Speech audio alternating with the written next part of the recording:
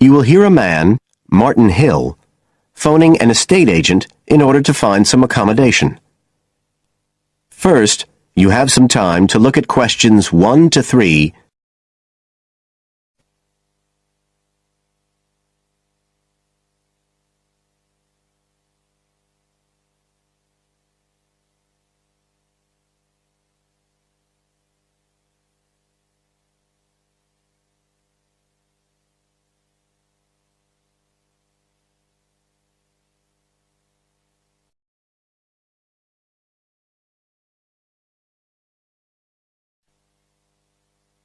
Now we shall begin.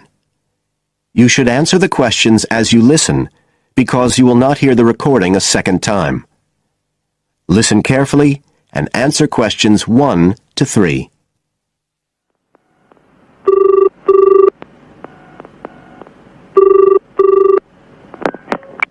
Hello, Brindle's estate agents here. How may I help you? Oh, good morning. I'm ringing to see what flats you have for rent at the moment. Right. Can I start by just taking your name, Mr. Hill. Martin Hill. Right. And are you looking for a flat for yourself or, a family, perhaps? Well, it's for 3 of us, myself and 2 friends. We're going to share together. I see. What about employment? Are you all students? Oh no, we've all got full-time jobs.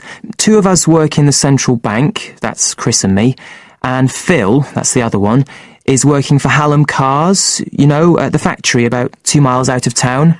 I'll put you down as young professionals then. And I suppose you'll be looking for somewhere with 3 bedrooms? Yeah, at least 3. But actually, we'd rather have a 4th room as well, if we can afford it. For friends staying over and stuff. Is that with a living room to share, plus kitchen and bathroom? Yeah, that sounds good.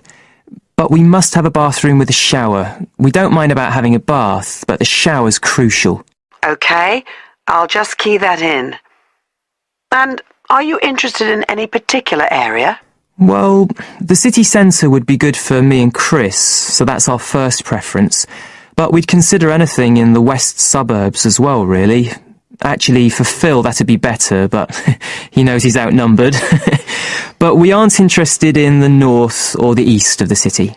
Okay, I'm just getting up all the flats on our books.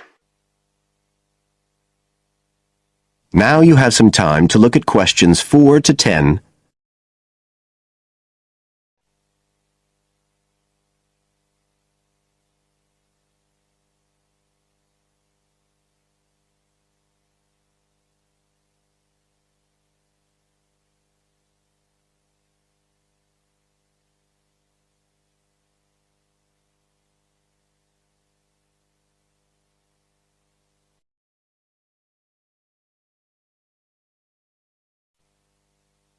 Now listen and answer questions 4 to 10.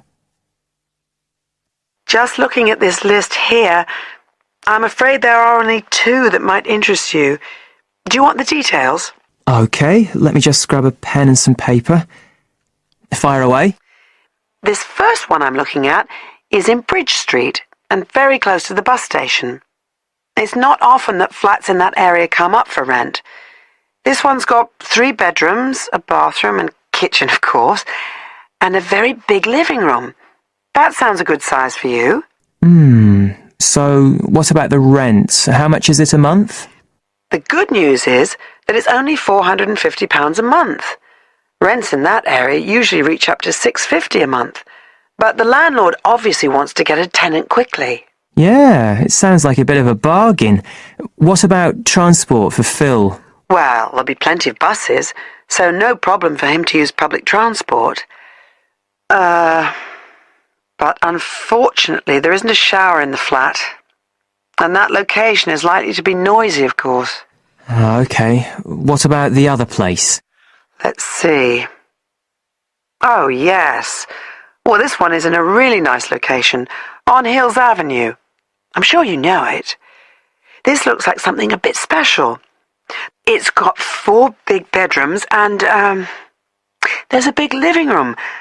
And, oh, this'll be good for you, a dining room. It sounds enormous, doesn't it? Yeah, it sounds great. That whole area is being developed, And the flat's very modern, which I'm sure you'll like. It's got good facilities, including your shower. And of course it's going to be quiet, especially compared with the other place. Better and better. But I'll bet it's expensive, especially if it's in that trendy area beside the park. I'm afraid so. They're asking £800 a month for it. Whoa, it sounds a lot more than we can afford. Well, maybe you could get somebody else to move in too. I'll tell you what, give me your address and I can send you all the details and photos, and you can see whether these two are worth a visit. Thanks, that would be really helpful. My address is flat 5.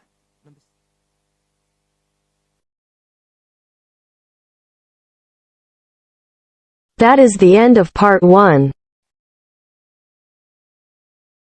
You now have half a minute to check your answers.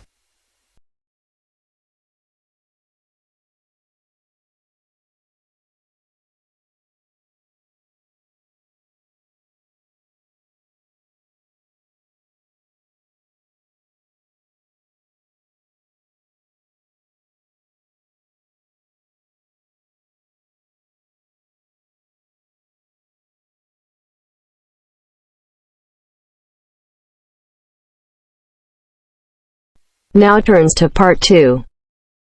Part 2. You will hear a lecturer discussing the possibility of creating nuclear fusion.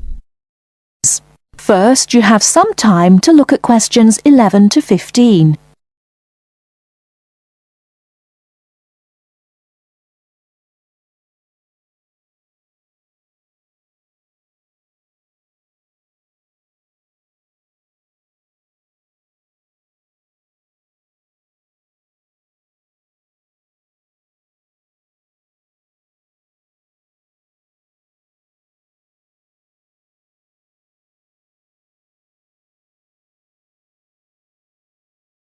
Now, listen carefully and answer questions 11 to 15. We look at the sun, a huge ball streaming out essentially limitless energy into space, and we think about how we need that energy here on Earth. Our oil reserves are running out, coal burning causes much pollution, and nuclear energy has many dangers. But where does the sun itself get its energy?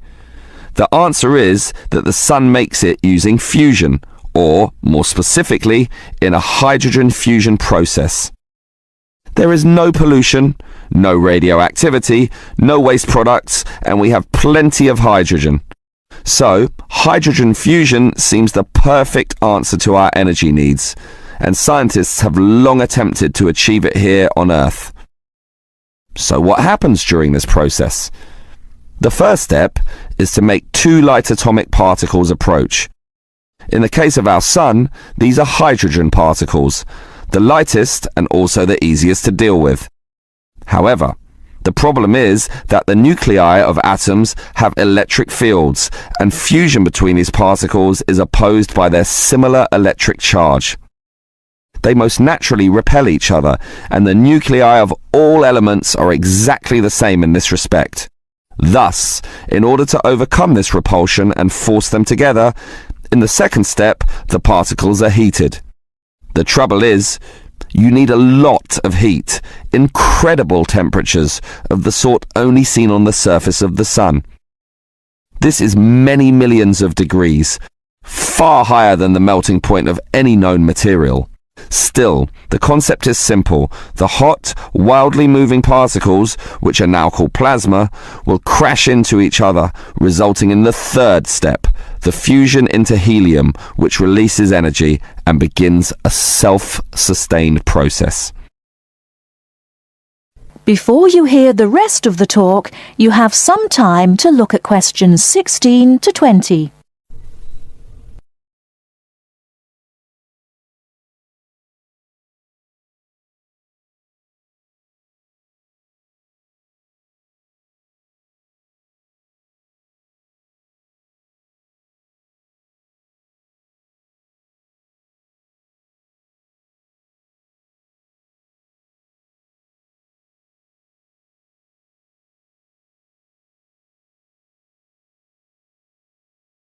Now listen and answer questions 16 to 20.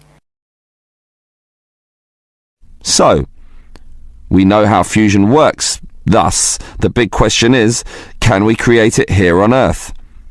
We actually have the technology to superheat hydrogen into plasma, but no container on Earth can deal with those temperatures. Thus, we need to confine this superheated material so that it doesn't touch anything. For that, we need a special reactor, and most research has focused on an apparatus known as a tokamak system. That's Tokamak, an acronym from some Russian words meaning toroidal chamber with magnetic field. It's an apt name, since a very powerful magnetic field is used to confine and suspend the super hot plasma in the air so that it doesn't touch anything. This is possible only because this plasma has an electric charge, which interacts with the magnetic field. Of course, the walls of the fusion vessel will still get hot, very hot, and to avoid being melted, they must be cooled with a cryogenic system to intensely low temperatures. But now we are faced with the second problem. If we are to draw power from this system, the reaction must be continuous and controllable. However, when fusion begins, the plasma becomes unstable, and at these temperatures, that is a very serious situation. If we lose control, a disaster could result. Despite the obstacles, in 2010, a European device managed some success, but needed far more power to generate the fusion reaction than that produced from the fusion itself. Obviously then, it was not useful as a power source. More to the point, this system could only sustain a fusion reaction for a fraction of a second, yet, to self-sustain, the fusion needs to run for at least 10 seconds. And the future looks bleak. Unfortunately, most scientists predict that many decades will have to pass before fusion power can become a practical reality. That is the end of part 2. You now have half a minute to check your answers.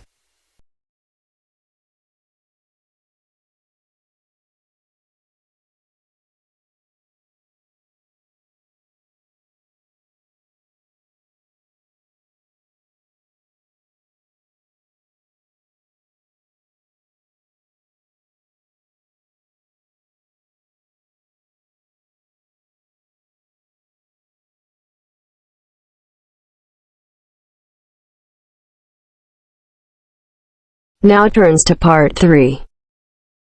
Part 3. You will hear some students talking about their studies. First, you have some time to look at questions 21 to 24.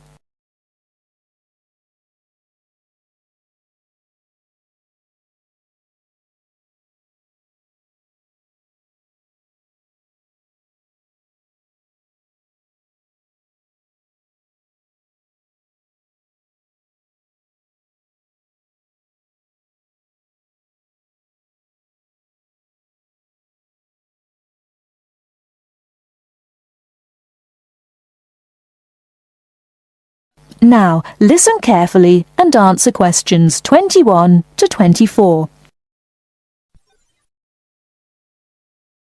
It was packed. There simply aren't enough seats in Theatre 4. There were people on the stairs, people in the aisles. I don't imagine everybody was able to get in. Was Jack with you? No, of course not. I saw him with a pile of journals in the library as I walked past.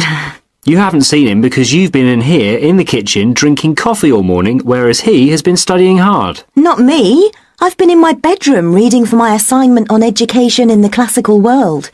Very interesting. It was easier than I expected.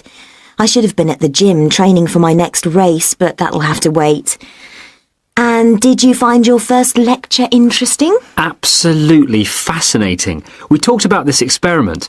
If you show a child a litre of water in a bucket and show him a litre of water in a tall container, he always thinks that the higher, taller but narrower container has more water in it. Hold on, what do you show him? Right. You show him two things. A bucket with a litre of water in it, and also a tall glass vase-like thing or any tall container. This also has a litre of water in it. Now, he will say that the tall thing has more in it than the short fat thing, that is, the bucket. And all children will say this, that is, up to about 5 years of age. You can then actually pour a litre of water from the bucket into the taller, narrower container, and the child will still say that the tall container contains more water, even though he's just seen the water come out of the bucket. And what's the point of that? Is it about measurement? No, it showed how children are quite unable to think logically. It's connected with my assignment. It's about cognitive development of young children over time. That's to say, it's about how they think. But didn't you do that assignment last year? No, I didn't. You see, I missed out on the first year when I changed subject. Before you hear the rest of the talk, you have some time to look at questions 25 to 30.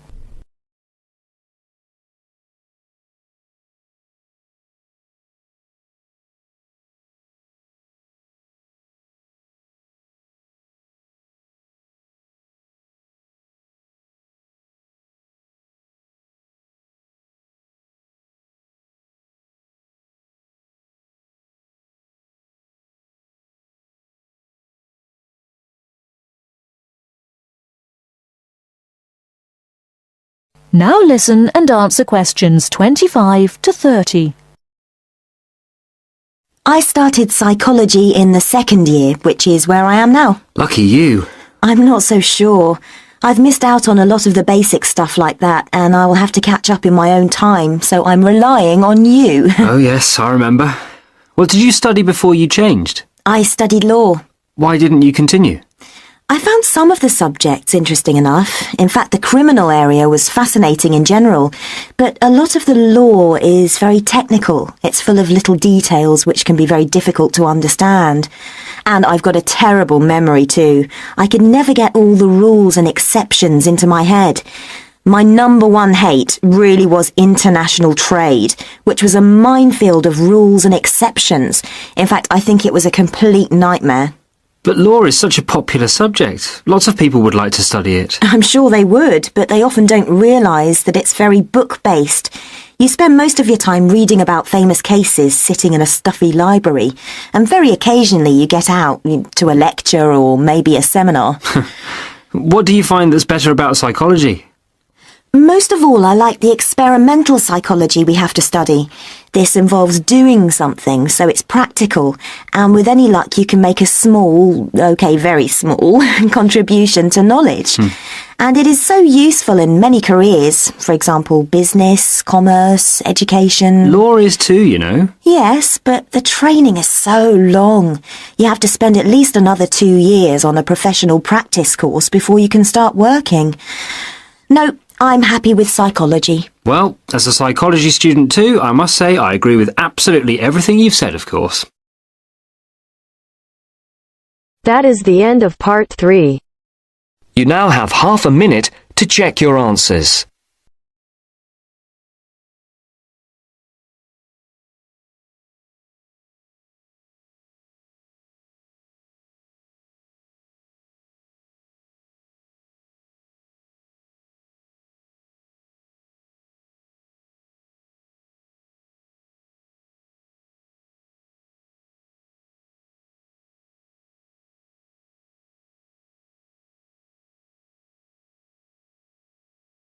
Part 4. Going to hear a conversation between two students. They are talking about the English bars. As you listen, complete the notes below. First, you have some time to look at questions 31 to 40.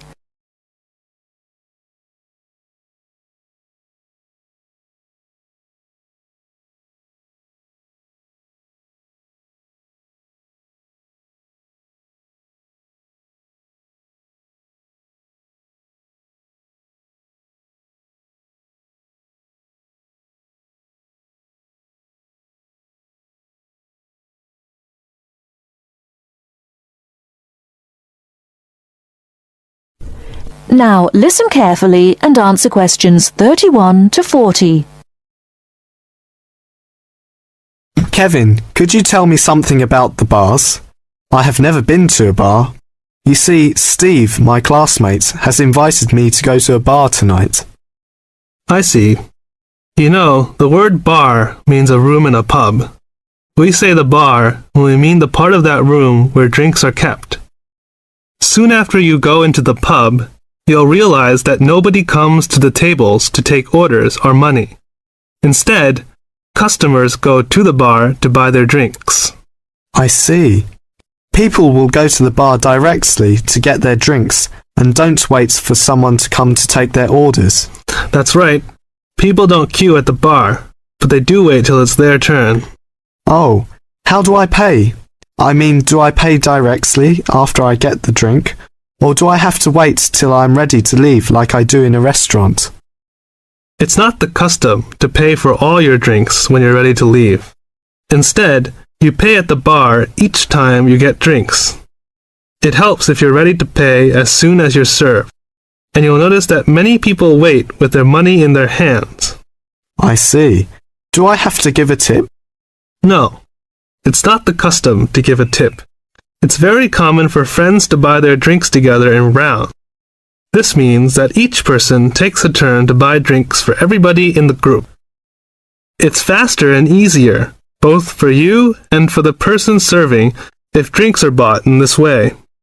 Naturally, you don't have to have a drink in each round if you don't want one. That's interesting. When you're looking for somewhere to sit, remember that people have to leave their seats to get drinks, etc. So an empty seat may not in fact be available to you. If you're not sure whether a seat is free, ask someone sitting near it. When it's time for another drink, people usually take their glasses back to the bar to be filled again. If you're leaving, the friendly thing to do is to take your glasses back to the bar, thank the person who's been serving you, and say goodbye or goodnight. Thank you, Kevin. This helps me a lot. By the way, what kind of drinks are available in pubs? Well, you can get both alcoholic and non-alcoholic.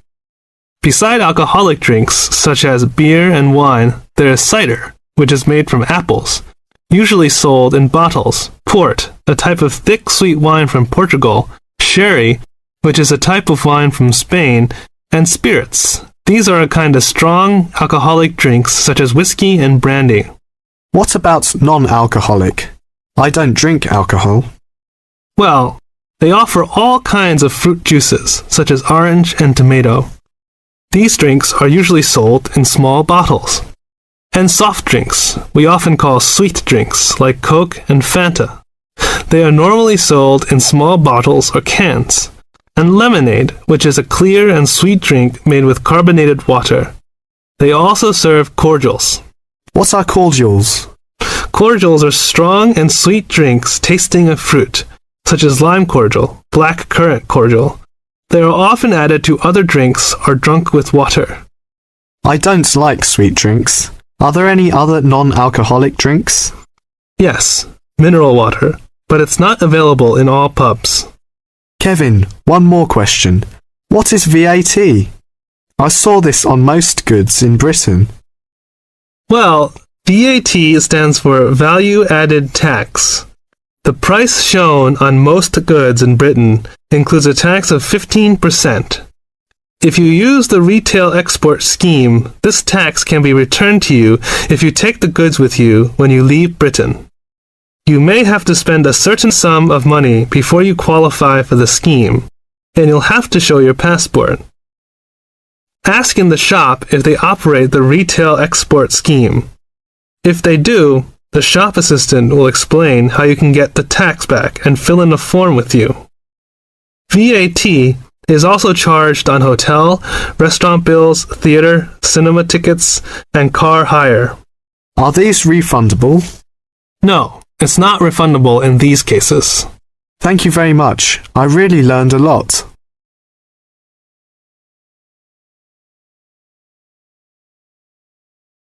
That is the end of part 4. You now have half a minute to check your answers.